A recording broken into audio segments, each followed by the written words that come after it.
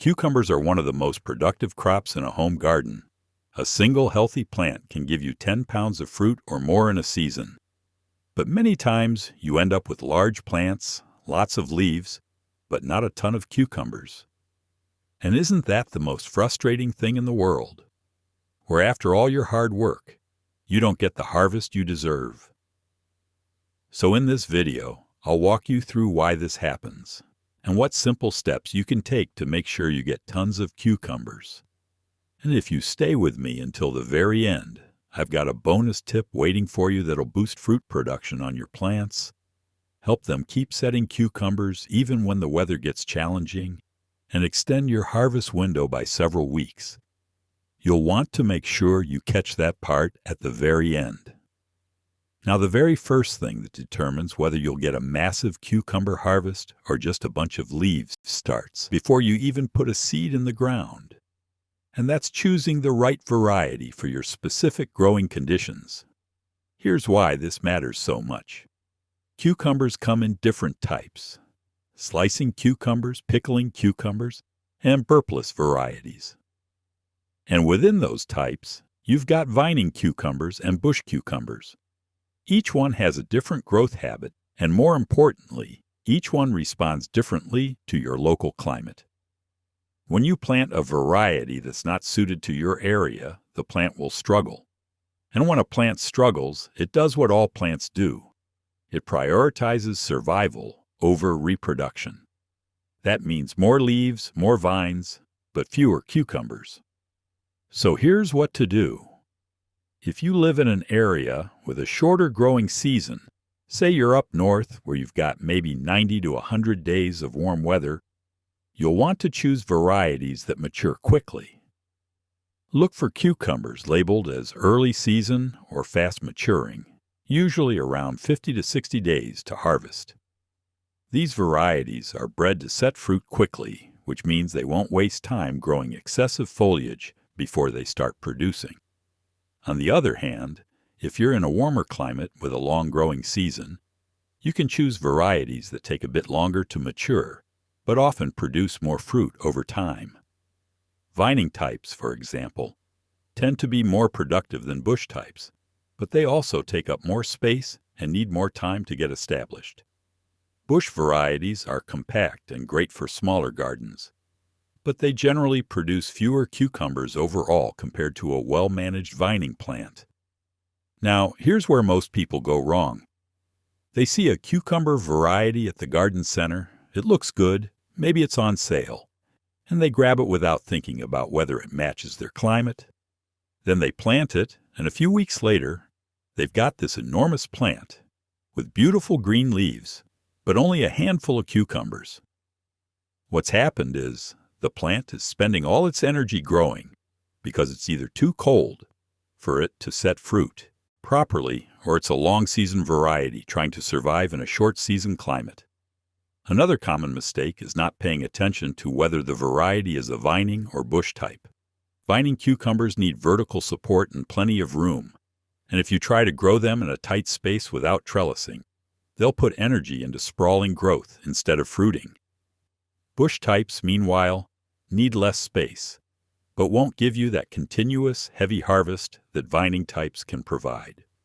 So just to recap, match your cucumber variety to your climate and growing space, and you'll see the plant put its energy where you want it, into making cucumbers, not just leaves. Now that we've talked about choosing the right variety, let's move into what happens once you've got your seeds or transplants ready to go. And this is where soil preparation becomes absolutely critical, because the way you prepare your soil will directly determine whether your cucumber plants grow big and leafy or big and productive.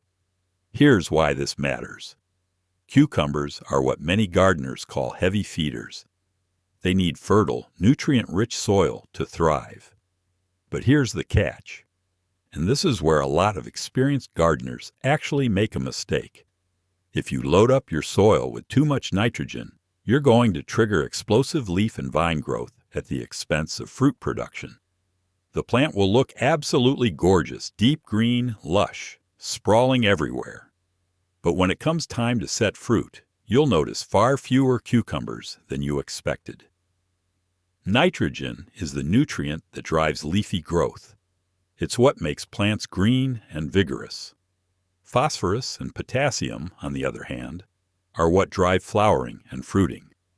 So if your soil is heavily skewed toward nitrogen, your cucumber plant is going to do exactly what that nutrient tells it to do: grow leaves.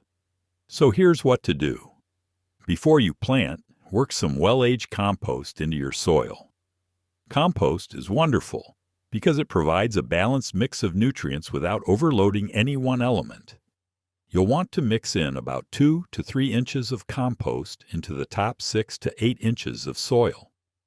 This gives your cucumbers the fertility they need without tipping the scales too far toward nitrogen. Now, if you're someone who likes to use fertilizers, and there's nothing wrong with that, you'll want to pay close attention to the numbers on the package. Those 3 numbers represent nitrogen, phosphorus, and potassium in that order. For cucumbers, especially at planting time, look for a balanced fertilizer, something like a 5-5-5 or a 10-10-10. Avoid anything that's heavily weighted toward the first number, like a 20-10-10, because that's going to push the plant into vegetative growth mode. Here's what happens if you don't balance your soil properly. Let's say you added a lot of fresh manure or a high nitrogen fertilizer because you wanted to give your cucumbers the best start possible. What you'll see is rapid growth in the first few weeks. The vines will take off, the leaves will be huge and plentiful.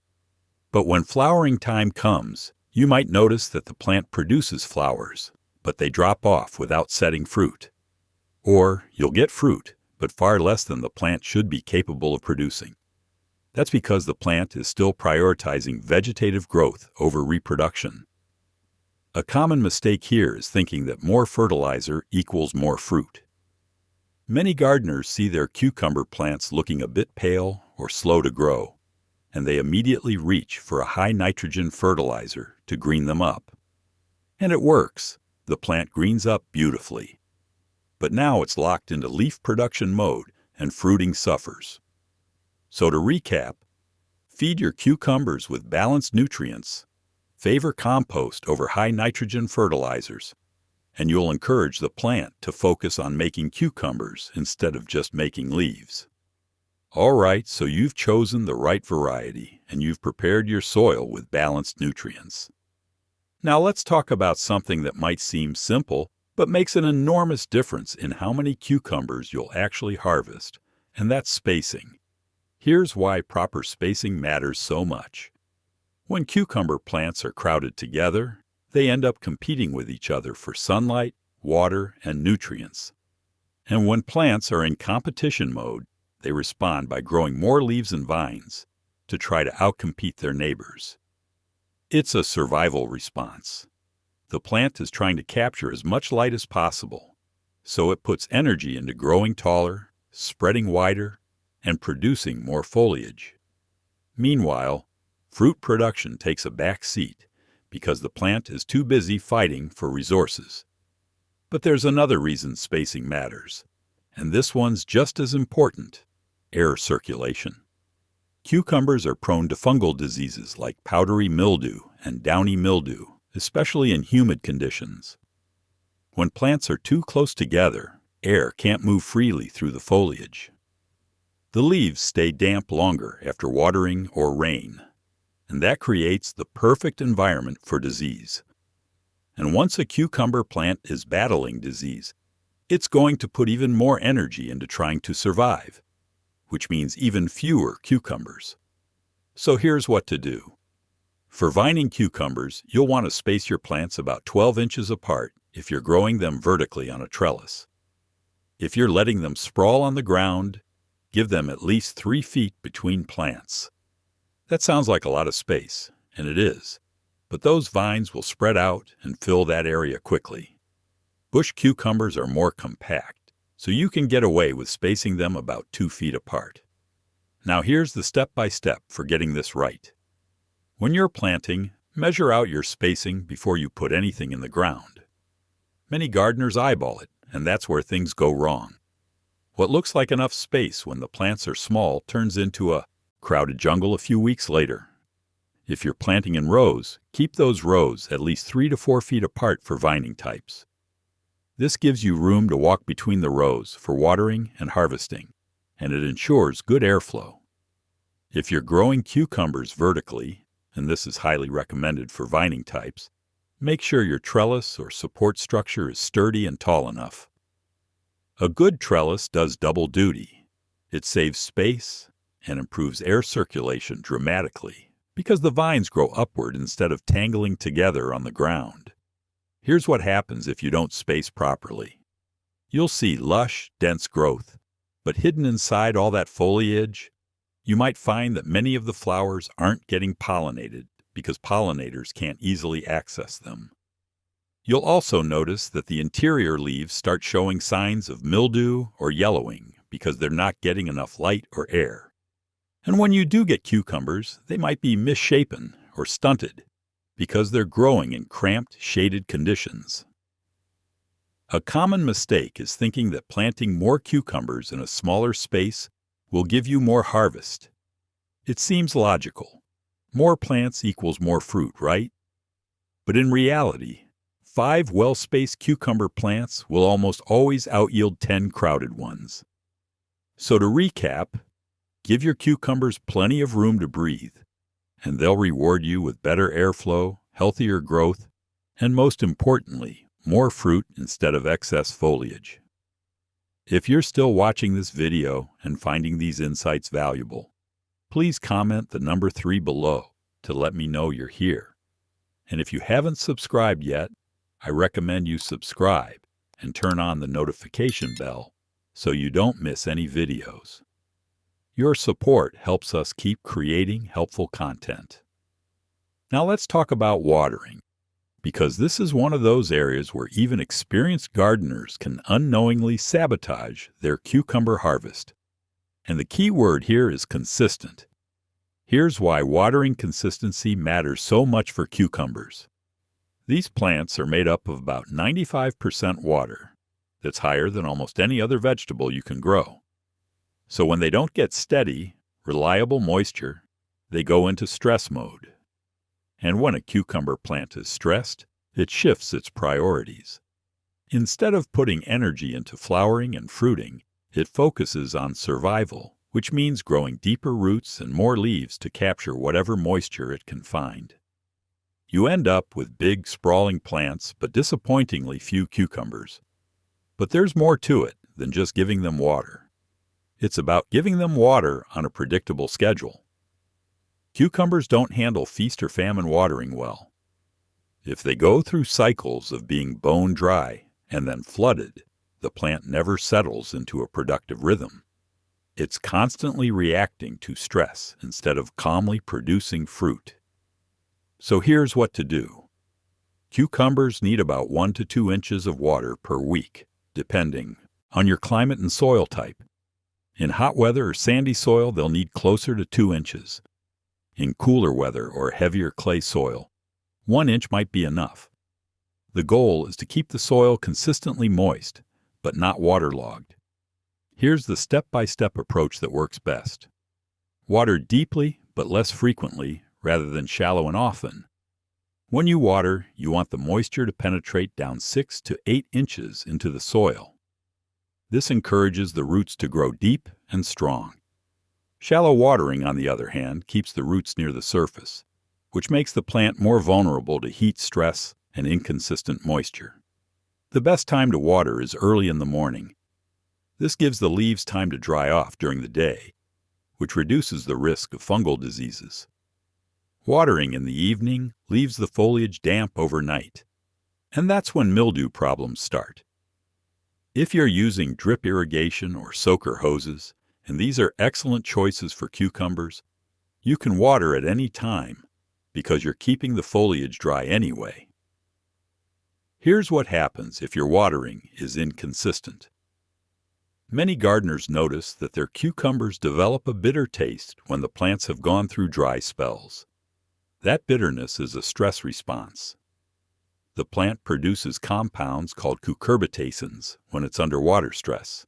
and those compounds make the fruit taste unpleasant. You might also see the fruit develop odd shapes, curved, pinched, or bulbous at one end. That's another sign of uneven watering. And here's something many people don't realize. Inconsistent watering can cause cucumbers to drop their flowers and tiny fruits before they mature. You'll see the plant blooming beautifully, little baby cucumbers starting to form, and then a few days later, they've shriveled up and fallen off. That's often a watering issue, not a pollination problem. A common mistake is waiting until the plants look wilted before watering. By the time a cucumber plant is visibly wilted, it's already been stressed for a while, and that stress has already impacted fruit production. Another mistake is watering on a random schedule, a lot one day, nothing for several days, then a lot again when the gardener remembers. Cucumbers need rhythm and predictability.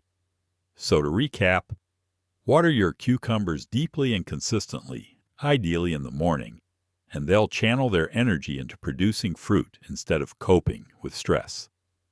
All right, let's move into something that's often overlooked, but absolutely essential for getting cucumbers to fruit heavily instead of just growing leaves, and that's temperature and timing. Here's why this matters. Cucumbers are warm season crops, but they're also surprisingly temperature sensitive when it comes to fruiting. They have a sweet spot, and if you plant them too early or grow them when temperatures are outside that ideal range, the plant will grow just fine. Lots of vines, lots of leaves, but it won't set fruit efficiently. It'll keep trying, but most of those flowers will drop off without forming cucumbers. Cucumbers need soil temperatures of at least 60 degrees Fahrenheit to germinate well, but for strong fruit production, they really prefer soil temps in the 70 to 75 degree range. Air temperatures matter too.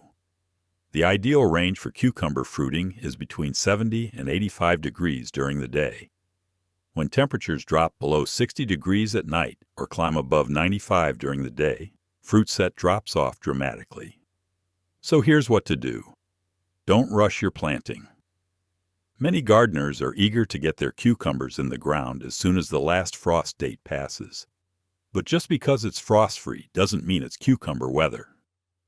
If you plant when the soil is still cool, say in the mid-50s, the seeds will eventually germinate, but the plants will grow slowly and put all their energy into building root systems and foliage. They won't start flowering and fruiting vigorously until the temperatures warm up properly. Here's the step-by-step for getting your timing right. First, check your soil temperature. You can get an inexpensive soil thermometer at any garden center, and it's worth the small investment. Take readings in the morning for a few days in a row, measuring about 2 inches deep. When the soil consistently hits 65 to 70 degrees, that's your signal to plant. If you're starting seeds indoors, time it so your transplants are ready to go outside when soil temperatures are right. Cucumbers don't love being transplanted, so if you start them too early and they sit in pots waiting for warm weather, they get stressed and root-bound, which again leads to more foliage and less fruit later. Now here's what happens if you plant too early. The plant will grow, but it'll be sluggish. It might take twice as long to start producing fruit compared to a cucumber planted at the right time. And because it's been stressed from the start, it may never reach its full production potential. On the flip side, if you're gardening in a hot climate and temperatures regularly exceed 95 degrees, cucumbers will struggle too. Heat stress causes flowers to abort and can even cause existing fruit to stop growing. In really hot areas, many gardeners have better success planting cucumbers for a fall harvest when temperatures are cooling down rather than heating up. A common mistake is thinking that because cucumbers are heat-loving plants, the hotter the better. But there's a limit. Another mistake is assuming that if the air temperature is warm, the soil temperature must be warm too. Soil takes longer to warm up than air, especially in early spring. So the air might feel nice and balmy, while the soil is still too cool for good fruit production. So to recap, wait for warm soil. Aim for that sweet spot of 70 to 85 degrees. and your cucumbers will put their energy into fruiting instead of just surviving. Section 8. Tip 6. Training and light pruning. Now we're getting into a technique that can really make a difference in your cucumber harvest, and that's training and light pruning. This isn't like pruning tomatoes where you're removing entire branches. Cucumbers need a much gentler approach. But a little strategic pruning can absolutely redirect energy from excess foliage into fruit production. Here's why this matters. Cucumber plants, especially vining types, want to spread and sprawl. Oh, that's their natural growth habit. They'll send out lateral vines in every direction, and each one of those side vines will produce leaves, tendrils, and eventually flowers. But here's the thing. Not all of that growth is equally productive. Some of those lower lateral shoots and leaves aren't getting much sunlight because they're shaded by the upper growth. They're still consuming the plant's energy, but they're not contributing much to fruit production or photosynthesis. When you train your cucumbers to grow vertically and do a bit of selective pruning, you're helping the plant focus its energy on the most productive parts. You're also improving air circulation, which we've already talked about, and making it easier for pollinators to reach the flowers. So here's what to do. If you're growing vining cucumbers on a trellis, which is highly recommended, you'll want to gently guide the main vine up the support as it grows.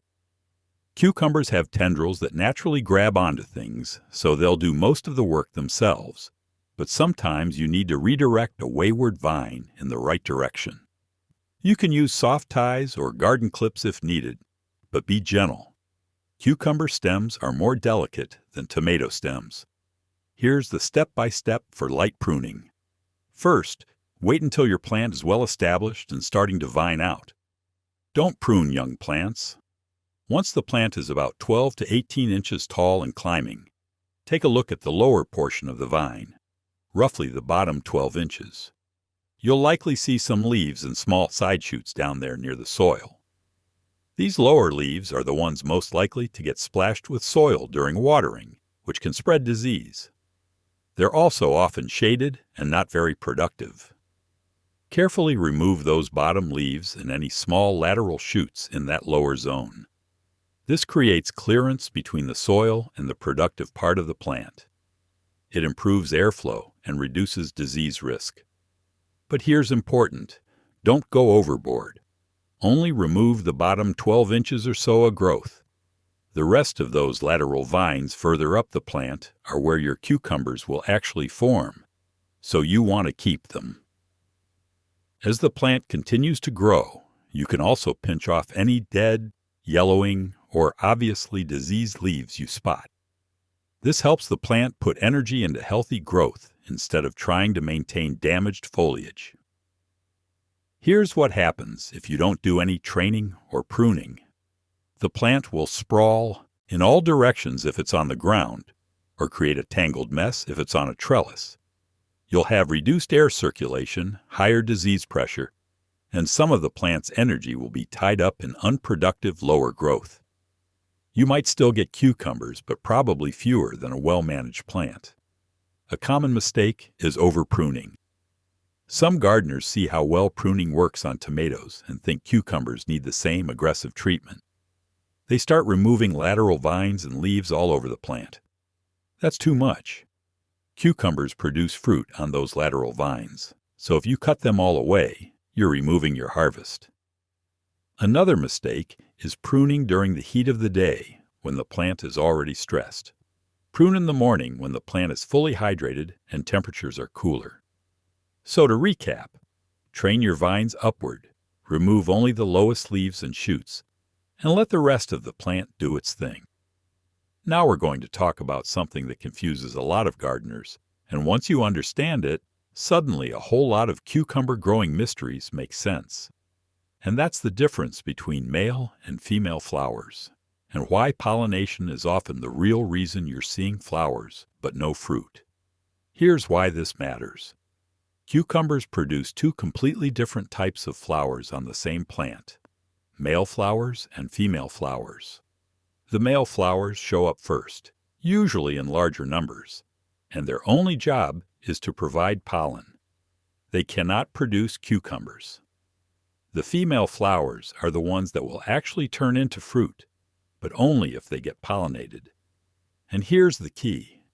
If pollination doesn't happen, that female flower will bloom beautifully for a day or two, then shrivel up and drop off. No cucumber. Many gardeners see their plants covered in flowers and assume they're about to get a huge harvest.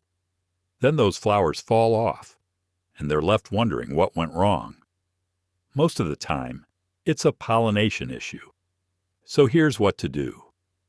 First, you need to learn to tell the difference between male and female flowers.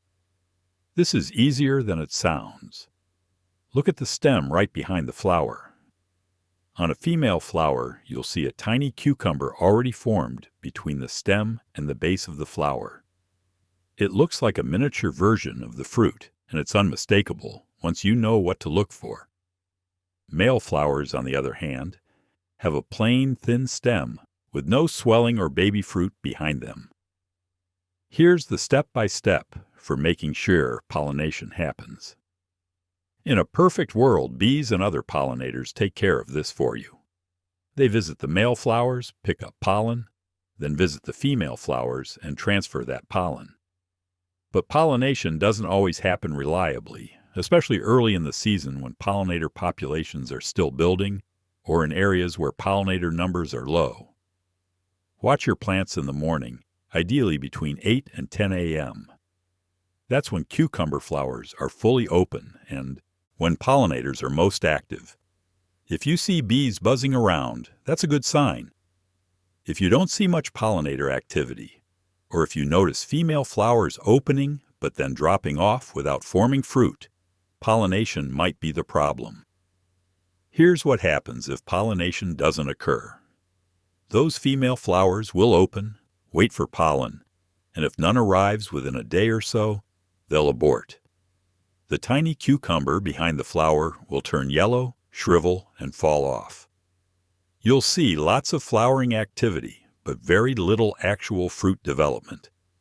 It's frustrating because the plant is clearly trying to produce, but without pollination, it simply can't. A common mistake is not recognizing that the early flowers on cucumber plants are almost all male.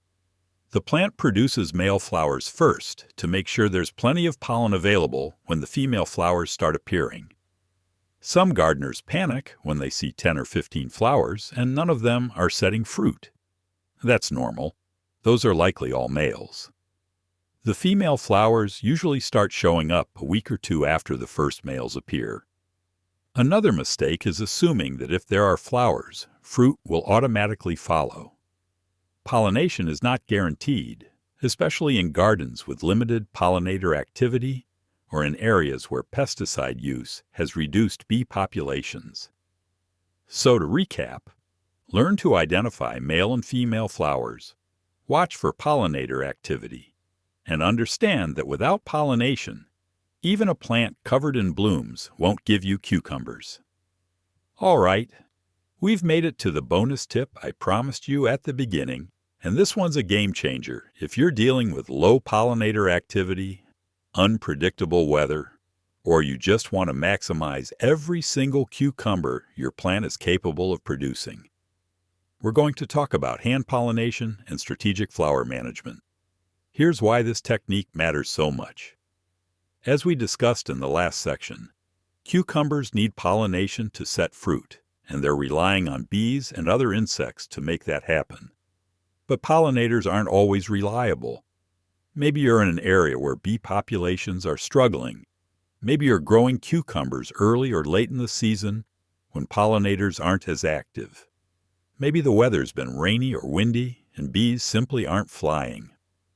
Whatever the reason, if pollination isn't happening consistently, you're leaving fruit on the table. Or more accurately, you're watching potential fruit drop off the vine.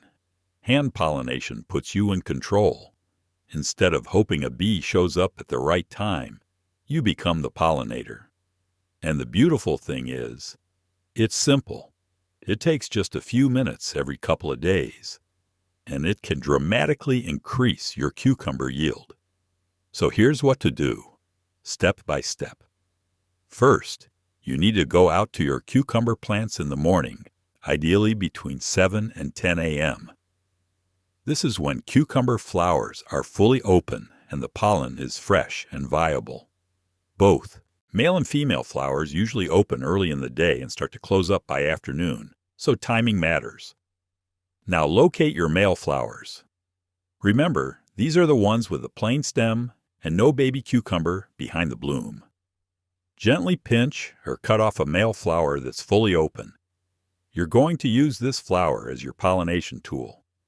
Carefully peel back the petals to expose the stamen in the center. That's the part covered in yellow pollen. It looks like a small, fuzzy column, and when you touch it, pollen will come off on your finger. Next, find a female flower. Again, you'll recognize it by the miniature cucumber swelling right behind the bloom. The female flower has a stigma in the center instead of a stamen. It looks like a small, sticky knob, or sometimes a multi-lobed structure. Take your male flower and gently brush the pollen-covered stamen against that stigma. You want to make good contact and transfer as much pollen as possible. Give it a few gentle dabs or twirls to make sure the stigma is well coated with pollen. That's it. You've just hand-pollinated a cucumber. One male flower can pollinate 2 or 3 female flowers if there's enough pollen, so you don't need a 1-to-1 ratio. Now here's the flower management part that many gardeners don't know about, and it can make a significant difference in overall production. In the early life of a cucumber plant, it produces mostly or entirely male flowers for the first week or two of blooming. This can be frustrating because you see all these flowers, but no fruit forming. But there's actually a reason the plant does this. It's building up a pollen supply before it invests energy into making fruit. However, if your plant is producing an excessive number of male flowers early on and very few females, you can give it a little nudge. Here's what many experienced gardeners do. They pinch off some of those early male flowers. Not all of them, you want to leave a few for pollination purposes, but removing about half of them sends a signal to the plant. It's a subtle form of stress that can trigger the plant to shift gears and start producing more female flowers sooner. Think of it like this. The plant has a certain amount of energy to spend each day.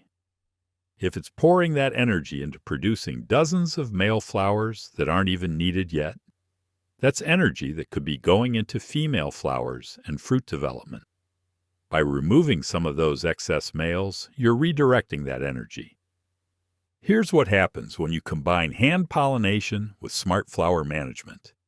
Your fruit set becomes much more consistent.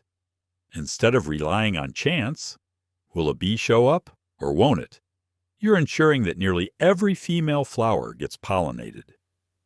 Over the course of a season, that can mean dozens of additional cucumbers from the same number of plants. You'll also notice that your harvest window extends. When pollination is spotty, the plant might set fruit in bursts, depending on when pollinators happen to be active. With hand pollination, you're creating a steady, reliable fruiting pattern. And when weather gets challenging, maybe it's unusually hot, or there's a stretch of rain, you can keep pollinating by hand, even when bees aren't active, which keeps your cucumbers coming. A common mistake with hand pollination is being too rough with the flowers. Cucumber flowers are delicate, and if you mash them or handle them too aggressively, you can damage the stigma or the tiny fruit behind it. Be gentle. Another mistake is trying to hand pollinate in the afternoon or evening when the flowers are closing or already closed. The pollen isn't as viable, and the stigma isn't as receptive. Early morning is truly the best time. Some gardeners also make the mistake of removing too many male flowers early on. Yes, you can thin them out if there's an excessive number, but you need to keep enough males around to provide pollen. A good rule of thumb is to keep at least one male for every 2 or 3 females. Now, if you really want to get precise with this, you can use a small, soft paintbrush instead of using the male flower directly. Gently brush the stamen of a male flower to collect pollen on the bristles, then brush that pollen onto the stigma of the female flowers. Some gardeners prefer this method because one male flower can pollinate many more females, and you're not removing the male flowers from the plant. Hand pollination might sound like extra work, and in a way it is. But here's the thing. It only takes a few minutes every other day, and the payoff in terms of increased harvest is substantial. It's a small habit, but it can make a big difference in how productive your cucumber plants are, especially when conditions aren't perfect. Leave a comment below and share one thing you learned today. Your thoughts are important to us. If you enjoyed this video and found it helpful, please like, subscribe, and share.